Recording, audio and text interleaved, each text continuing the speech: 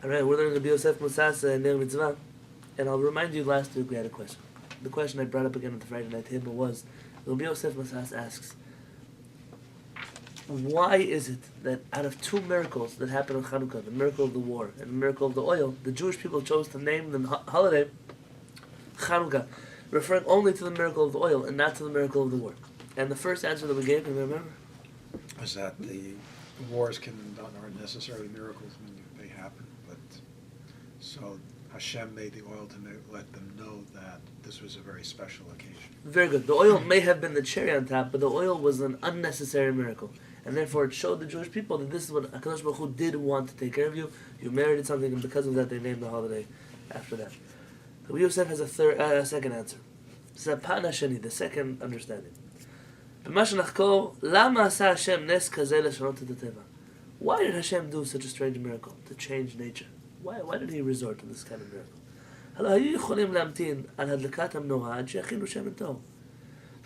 Hashem could have... meddling with nature has consequences. It has ramifications.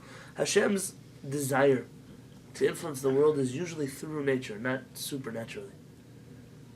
Why couldn't... what was so urgent about having oil to light in the Chanukiah that we couldn't just wait 8 days till we got new oil? What was so urgent?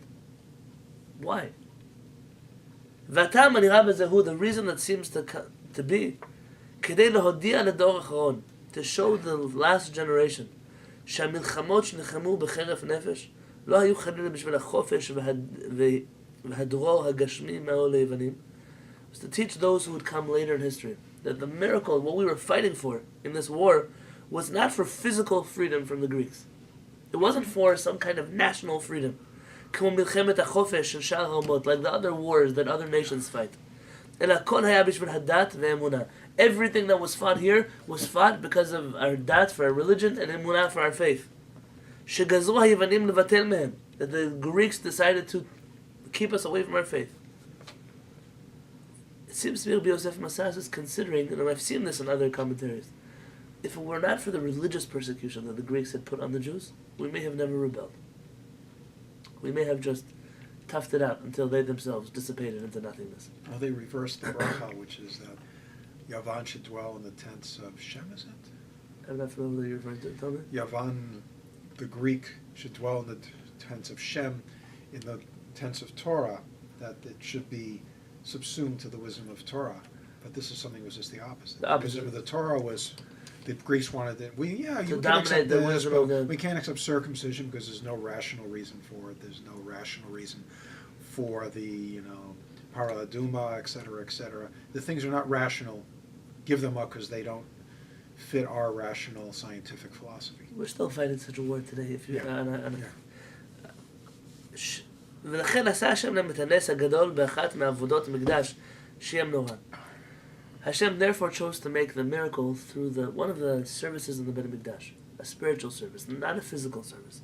והיא רומזת גם כן אור התורה. And the menorah, if those who are familiar, is very much connected to the light of the Torah. You would answer a good question for me on Shabbat, which is I always wonder why the Chanukah has an extra branch as opposed to the menorah that was in the Beit HaMikdash. It's just 7. Yeah. Correct. There are many, many answers to this question, but I chose the 5 that I felt were most relevant. And the 8 days in which there was a miracle in this oil, and it corresponds to the 8 days of the Brit Milah that we were not allowed to celebrate. And the 7 candles in the menorah, which 7 candles? The ones in the Beit HaMikdash, not what we light now. Correspond to the 7 days of the week. But they wanted to get rid of our Shabbat. And just like the holiness of Shabbat begins on which day of the week? Sunday. Well, you start planning Yom for a whole Yom week. Shabbat Kodesh. Okay, but when does this holiness of Shabbat kick in? Friday night. Wednesday. You know this? Wednesday? No, Wednesday. didn't know that. You look at the Ashkenazi davening. It's a telling sign. Lubavitcher Beisal mentioned this in his Hayom Yom. The Ashkenazi Shir Shal Yom on Wednesday morning. After they finish the Shir Shal Yom, they say 3 verses. What do they say? They begin Kabbalat Shabbat. on Wednesday morning. Because that's the You ever first notice that? day. No, I didn't notice it. Yeah, look at an Ashkenazi Siddur. I'm not making this up. It's amazing. And if you look in the writings of the Ben Ish Chai, he'll say, on Wednesday you receive this part of the Neshama, on Thursday this part of the Neshama, on Friday this part of the Neshama, and then on Friday to Shabbat you receive the extra dose of that Neshama, which is that second soul that we say you receive on Shabbat. So all the Kabbalists hold this way? Yes, this seems to be a universal understanding of, and maybe not even just Mekubalim. It seems like Wednesday is also a day that a rabbi started instituting, preparing for Shabbat already. That's Not what just I, it's the that's middle what of the I week. heard. I heard that you were supposed to start shopping on Wednesday, right? Correct. And this is where this comes from. Wednesday is the beginning of preparation for Shabbat.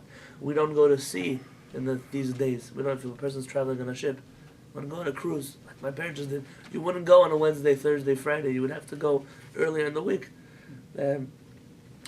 Let's see if it's in the Chabad book, Barry, because I don't remember. Oh, I was going. Al, you want me to look at it?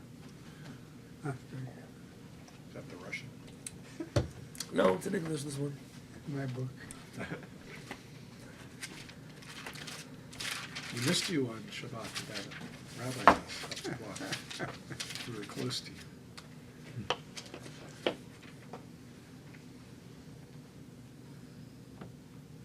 Yeah, look. What happens is we say on Wednesday, Hayom Yom Revi B'Shabbat, it's the Wednesday, the fourth day of the week. Kehillat Nikamot. El Nekamot Hashem and Kvod Afiyah. We say this is what we say here, and then the Sfaradim we end here. Elokeinu. Then it says here, Lechu Neranana Ladonai, and you'll say it says it skips from Psalm 82 to Psalm 94. Sorry, not to Psalm 94. To Psalm 94.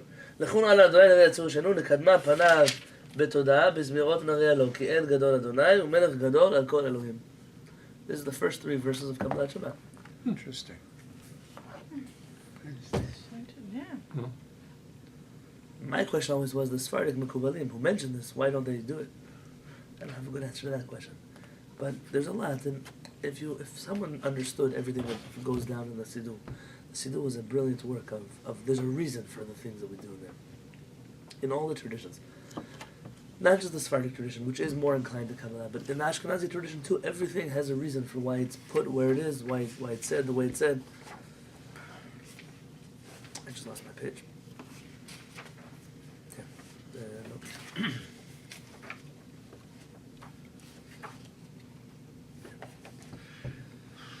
ונגמרה בסוף יום ג' שאחריו, and Shabbat ends on the Tuesday afterwards. When's the latest day you're allowed to say Havdalah? Tuesday. Why? Because that's the latest day, technically, that the Ha'ara, that the light of Shabbat extends into the week. So one opinion says that you can't do any of the weekday stuff until you make Havdalah. But then another opinion says you can wait till Tuesday. And obviously you're going to do some things b'chol.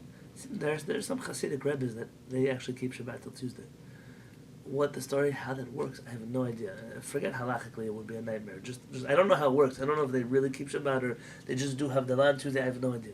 I think the Amshanav Rebbe does this. Shem Gimel Mikan v'Gimel Mikan v'Shabbat be'emtza. So what do you have? You have 3 days on the right, 3 days on the left, and Shabbat is in the middle. So really, if one wanted, our week would start on a Wednesday. And Shabbat is the middle of the week, not necessarily the end of the week. Even though in creation Shabbat starts on a Sunday. But the way the Mekubalim look at the calendar, Shabbat begins Wednesday and ends Tuesday night. And then it starts over again. Wednesday, ends on Tuesday night. Wednesday, ends on Tuesday night. This is how the weeks go. It also makes sense from a physics point of view of having like a space in between materiality on either side. So it says, the Shabbat be'emtza, Shabbat is in the middle. Ken asatem noah. This is the way that Hashem made them Noah. 3 branches on the right, 3 branches on the left, and the middle one, which is the main branch, which is Shabbat, Shehu Ikar HaMenorah, that is the main part of the Menorah, Be'emtza. It's in the middle. Interesting. This is stuff, by the way, that you won't find in any other book anywhere in the world. Because he keeps going. Oh, there's more to the Menorah. נרבזו בה כל המועדים וראשי חודשים שרצו לבטל מהם. All the holidays in the Rosh Chodesh that the Greeks wanted to take away from us are symbolized inside of this menorah. Ki yesh b'menorah kaf bet gvi'im. The menorah has 22 cups. Not cups on top of the menorah, but if you look over at the image of the menorah, like the back of the art scroll, you'll see there are many designs on it. Flowers, knobs, this. 22 of them Why? כמו שכתב רש"י, בפרשת תרומה, שהם רמז לכ"ב ימים שהם קדושים בשנה. It refers to the 22 days which are holy to the Jewish people throughout the year. So the 12 Rosh Chodesh and the holidays that are aside of them. והם ח' ימים של פסח, the 8 days of Pesach, ב' ימים של שבועות, 2 days of שבועות, ב' ימים של ראש שנה, and 2 days of ראש שנה. הרי י"ב, that's 12.